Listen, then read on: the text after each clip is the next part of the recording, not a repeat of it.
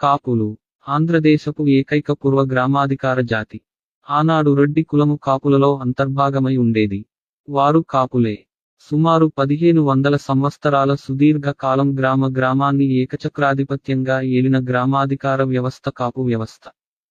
ఆంధ్రదేశంలో ప్రతి గ్రామానికి కాపు, కరణం, తలారి లేదా తలారి కాపు అను ముగ్గురు అయ్యవార్లు ఉంటారు. కరణాలు గ్రామానికి రెండవ అయ్యవారు. అధికంగా బ్రాహ్మణులు కరణాలుగా ఉండేవారు.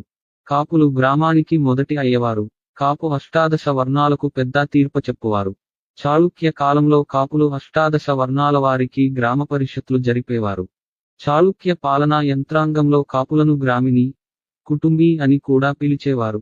నేడు మహానాటి కాపు, తలారి కాపు అనునవి కాపులలో ఉపకులములుగా ఉన్నవి. 11వ శతాబ్దపు చోళనాటి ఒక శాసనంలో బాపట్ల భావనారాయణ స్వామి ఆలయంలో పాలన యంత్రాంగము ఒక వివరాలు